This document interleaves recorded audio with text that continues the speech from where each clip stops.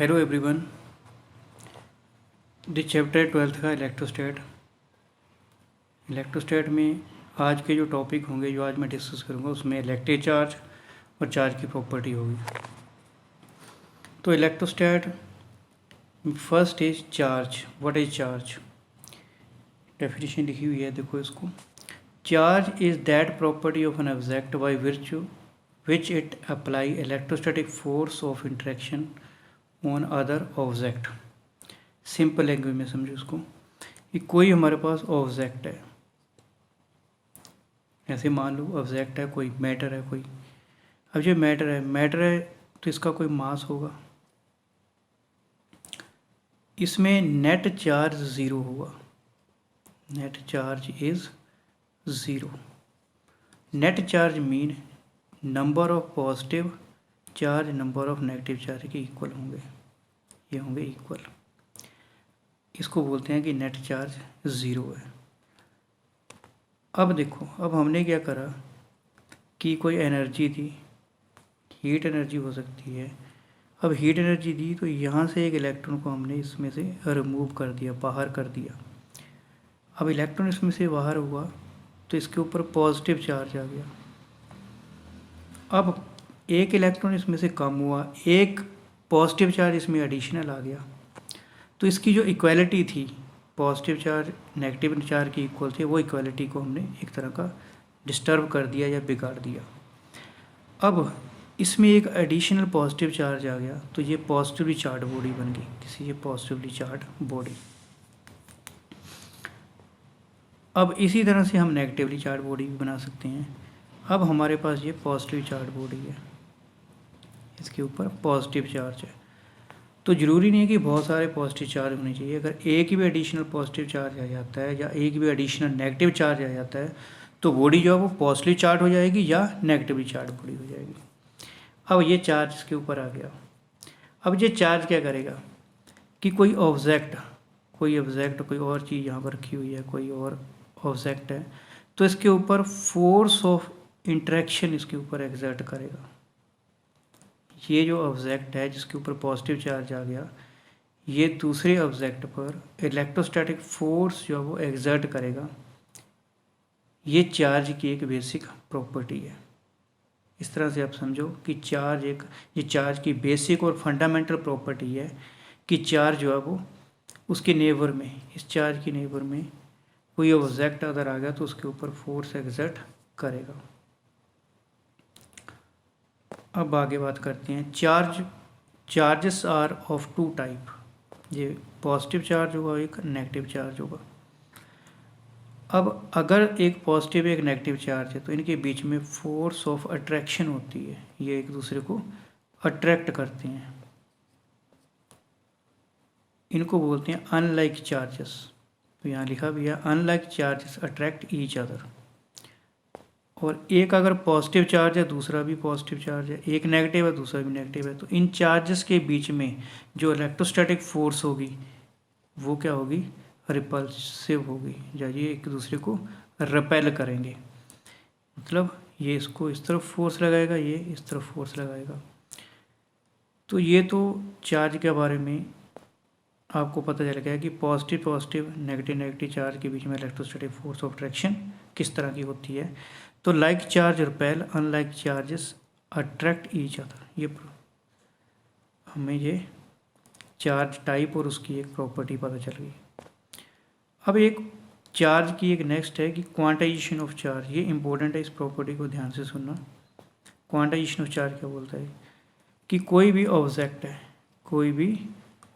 है उसके ऊपर जो चार्ज होगा, चार्ज हमने कोई दिया, पॉजिटिव चार्ज नेगेटिव चार्ज या कोई चार्ज है उसके ऊपर हमने दिया, तो वो जो चार्ज होगा उसकी वैल्यू अगर हमें कैलकुलेट करनी है क्यू चार्ज है, ये चार्ज मैंने क्यू इस पर दिया, पॉजिटिव क्यू हो गए तो पॉजिटिव चार्ज है।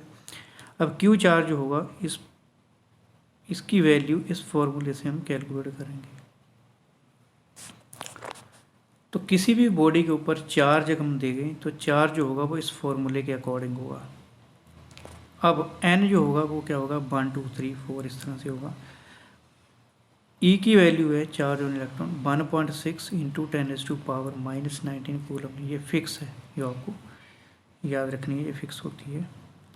अब यहाँ पर मैं इसकी n की वैल्यू 1 पुट कर देता हूँ, तो मेरे पास चार्ज की वैल्यू Q1 चार्ज की वैल्यू आ जाएगी 1 मल्टीप्लाई दिस E, तो 1.6 इंटू 10⁻⁻19 वैल्यू आ गई। C जो है वो यूनिट है, किसका यूनिट है? ये SI यूनिट है चार्ज का।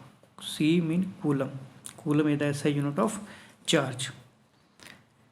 ओके, अब हम n की वैल्यू 2 पुट कर देते हैं। n की वैल्यू जब 2 पुट करेंगे तो हमारे पास आएगा 3.2 मल्टीप्लाई 10⁻⁻19 कूलम। ये चार्ज की वैल्यू हो गई। अब हमने n की वैल्यू 3 पुट कर दी, तो हमारे पास आ गया 4.8 इंटू 10⁻⁻19 कूलम। तो इससे आउटपुट क्या निकली, हमें क्या पता चला कि किसी भी बॉडी के ऊपर चार्ज ये Q1 होगा, या चार्ज Q2 होगा, या चार्ज Q3 होगा। अपनी मर्जी से कोई भी चार्ज हम बॉडी के ऊपर नहीं दे सकते। चार्ज जो बॉडी के ऊपर होगा वो इसके अकॉर्डिंग होगा, इस फॉर्मूले के अकॉर्डिंग होगा। अब यहाँ पर मैं एक एग्जांपल देता हूँ कि आपको, कि मान लो किसी बॉडी के ऊपर मैं बोलूँ आपको कि ये चार्ज है, क्या ये बॉडी के ऊपर चार्ज हो सकता है? Answer is no.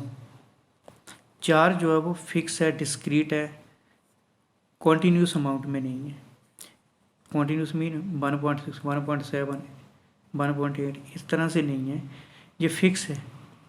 या तो ये चार्ज की वैल्यू होगी Q1 की, ये जो मैंने लिखी हुई है यहाँ पर, या ये Q2 की वैल्यू होगी, या Q3 की वैल्यू होगी। इसके बीच की वैल्यू अगर हम कोई लिखते हैं तो वो चार्ज की वैल्यू एग्जिस्ट नहीं करेगी। ये प्रॉपर्टी है क्वांटाइजेशन ऑफ चार्ज की।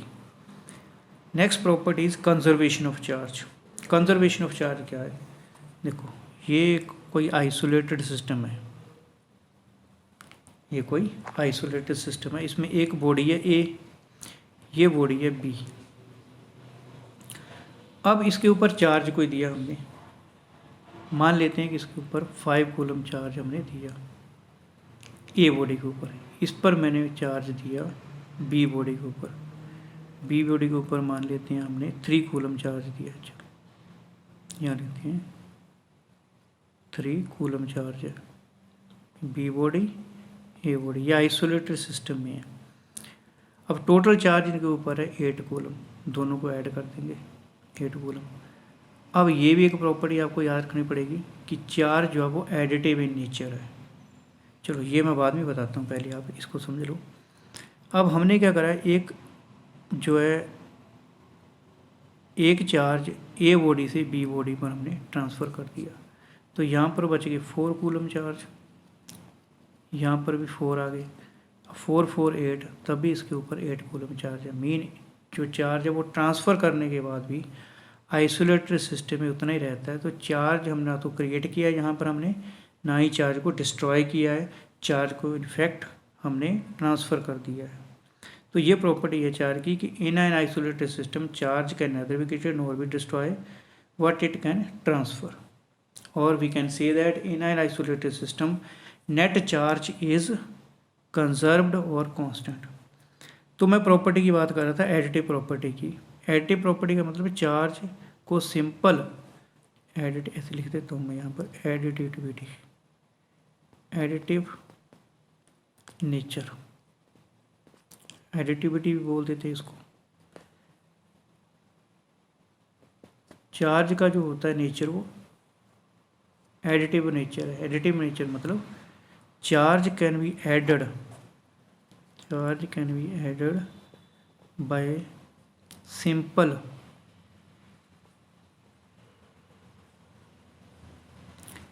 Charge can be added simply like real number. जैसे हम इस किसी भी रियल नंबर को ऐड कर देते हैं, उसी तरह से चार्ज को भी हम ऐड कर सकते हैं।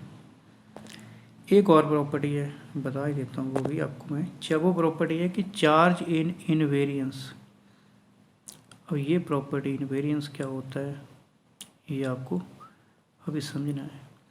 अब आपको मैंने बताया कि चार्ज जो है वो किसी भी बॉडी के ऊपर होगा, ये आपको याद रखना है कि चार्ज जो है वो किसी भी बॉडी के ऊपर होगा, ये चार्ज इंडिपेंडेंट स्टे नहीं करेगा, इसको किसी बॉडी की ज़रूरत पड़ेगी, बॉडी मीन मास की ज़रूरत पड़ेगी। तो बॉडी मीन मास, किसी चार्ज को स्टे करने के लिए मास चाहिए ही चाहिए। अब इस बॉडी के ऊपर हमने पॉजिटिव चार्ज दे दिया,